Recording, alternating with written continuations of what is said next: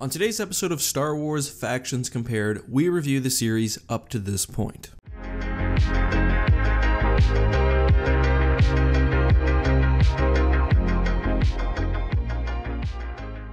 Hey guys, this is EckhartsLadder. Hello and welcome to another episode of Star Wars Factions Compared. With yesterday's dropship episode, this series officially passed 15 episodes. You guys seem to be really enjoying this type of content, and every single Factions Compared episode has really helped my channel grow, so thank you very much. Today we're going to go through every past episode in the series and look how each faction has done up to this point. I'm going to do this in two parts. First, I'll examine every episode that included the 4 main factions, and then I'll look at every other one. We'll start first with a recap of the 9 episodes which included the Galactic Empire, the Clone Wars era Republic, the Rebel Alliance, and the Confederacy of Independent Systems. Some episodes include a majority of these factions. For example, the best ground vehicles switches out the Rebel Alliance for the First Order, but we're not going to be counting those. When reviewing each episode, we're also going to assign points to each faction. A first place finish will give you 4 points, a second place finish 3,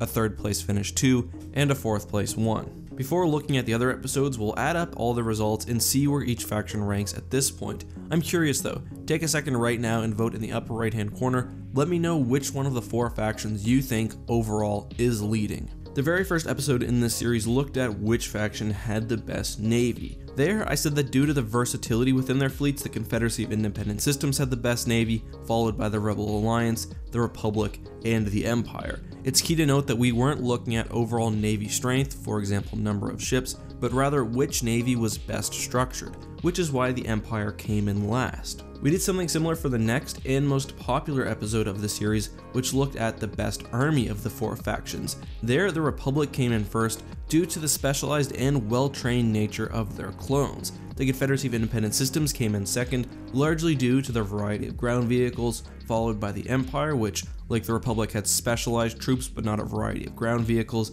then finally the Rebel Alliance. Next was starfighters here, and the Rebel Alliance unsurprisingly came in first, the Republic came in second, and then there was a relatively large gap between the Confederacy of Independent Systems at third and the Empire at fourth, and I think this result probably didn't surprise anybody. Next we had best leadership and government. At number 1 was the Rebel Alliance, who had a very small government focused primarily on waging war and ethical smart leaders. The Empire was second here pretty much by default, with the Republic third due to the total corruption and bureaucracy within the government and the fact that a Sith Lord had infiltrated its ranks. Finally, we have the Confederacy at 4th, and I put them last because the government was really destined to fail, and even the leaders of the Confederacy didn't have the organization's best interests at mind. Next we have Best Special Forces. The Empire won this one just due to the sheer number of programs that they created, followed by the Republic and their variety of clone troopers, then the Rebel Alliance, then the Confederacy of Independent Systems.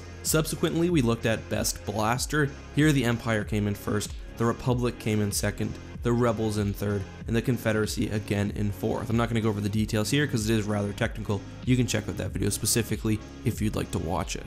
We return to our roots with Best Capital Ship, which put the Rebel Alliance's MC-80 versus the Imperial-class Star Destroyer, the Venator, and the Providence-class Destroyer. This one was quite tight, and I wasn't really looking at which ship was most powerful, but rather which best served as a main capital ship for their faction. The Rebel Alliance came in first due to the versatility of the MC-80 line, the Empire in second just due to the sheer firepower of the Imperial-class Star Destroyer, then the Republic and the CIS last because I don't think their ships were properly geared for frontline combat, though they are still effective in their roles. Our second most recent episode marked the end of the CIS's losing streak. For 4 episodes in a row, they came in last place, leading some people to argue that I was unfair and biased against the Confederacy. But to be fair, at one point everyone has said that I'm unfair and biased against each faction on this list. There was some difficulty in this episode as well because the Rebels and the Republic used basically the same bomber, so I gave the Rebels a B-Wing, which admittedly may have been too far of an advantage because they did end up coming in first. The CIS Hyena bomber was second, the Republic Y-Wing was third, and the Imperial TIE Bomber was fourth. Yesterday we looked at dropships, seeing a return to first place for the Confederacy of Independent Systems and their excellent HMP dropship.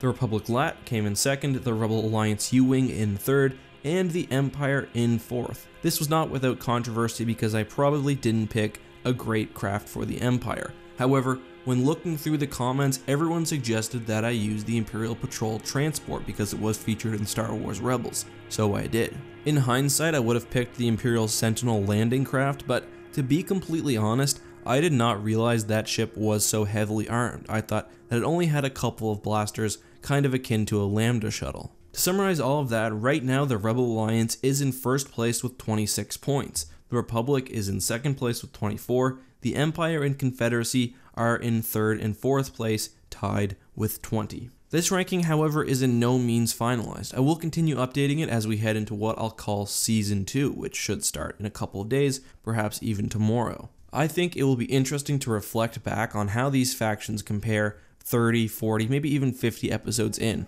At this point, I do want to make a couple of observations. First of all, I'm not at all surprised that the Rebel Alliance is in first place. They were much smaller than the other factions, so it makes sense that their equipment was generally very effective. They also were the protagonists of the original trilogy, much like the Republic were the protagonists of the Clone Wars and the prequel trilogy. The Empire is seen as largely bloated and inefficient, which has led to several losses in this series, while the Confederacy of Independent System uses a droid army, which sometimes brings them to 4th place and sometimes brings them to 1st. Seems like the use of droids either gives the Confederacy a pretty substantial benefit or puts them at a disadvantage. Of the 9 episodes we've had so far, they've been in first or last place 6 times. I also would like to say that I'm not purposefully biased against any one of these factions. I think perhaps I've pointed out flaws within each one of them that reappear over time, but I don't hate any of them or love any of them more than the other ones. I try to approach it neutrally. Anyway, I think it'd be fun to look at the 6 episodes in this series which haven't featured, at least exclusively, the 4 main factions. First of all, in our best sci-fi navy video, the Systems Alliance from Mass Effect came in first, the UNSC and the Covenant from Halo came in second and third respectively, and the First Order from Star Wars came in 4th. We then looked at flagships. Half of our usual lineup was in that episode, however the Rebel Alliance was switched out with the New Republic from Star Wars Legends, and the Republic was switched out for the First Order. Here the Empire came in first, the New Republic in second, the First Order in third, and the Confederacy of Independent Systems in 4th. We then looked at super soldiers, and I decided that Space Marines from the Warhammer 40k universe were the best of the factions that I compared. The UNSC's Spartans were number 2, the Republic and their Jedi were number 3, and the Covenant and their Brute Chieftains were number 4. In our Super Weapons episode, we had a Star Wars Legends heavy lineup. The best super weapon, according to me, was the Reborn Empire's Galaxy Gun. Then we had Centerpoint Station, as created by the Celestials and used by various factions, followed by the Death Star 1 of the original Empire, and finally the Rakatan Starforge, used by the Sith and other factions throughout Star Wars Legends history. Next was one of my favorite episodes, looking at the elite guards of the Star Wars universe. There, the First Order and the new Praetorian Guards from The Last Jedi came in first, Palpatine's Red Guards or the Imperial Guards came in second, the Confederates' Magna Guards came in third, and the Republic's Senate Guards came in 4th. Never in an episode of Star Wars Factions Compared has there been so much color. It was a nice change. Finally, 3 days ago we examined the best ground vehicles of the Star Wars universe. This was, again, our usual lineup, except the Rebels were switched out for the First Order. The Republic and their Juggernaut, one of my favorite ground vehicles in Star Wars, came in first. The new AT-M6 Walker from Star Wars The Last Jedi came in second. The Confederate Super Tank came in third. And then the AT-IC, a very strange Imperial Walker from Star Wars Legends, basically an AT-AT with an ion cannon on its back, came in 4th. And that's it, at least I think. Those are the 15 episodes of Star Wars Factions Compared and Sci-Fi Factions Compared that we've done so far. I really love this series. I've gotten such positive feedback from you guys, so it will be continued indefinitely. I think I'd like to make it a more permanent part of the channel, mixing it with my pre-existing Versus and Star Wars Legend lore videos. I'd also like to somewhat expand the range, bringing in new factions, looking at different questions, and just generally having a lot of fun. Let me know what you guys want to see down in the comments. I really hope that you guys enjoyed this recap video. I hope 15 or 20 episodes in, we can come back and do it again. Anyway, thank you so much guys for watching and for getting this far. I won't be giving away the t-shirt today just because it's kind of a strange video. I don't know whether people are going to watch it or not. I'll give it away at the end of next Factions Compared. Anyway, until next time, this has been EckhartsLadder. May the Force be with you.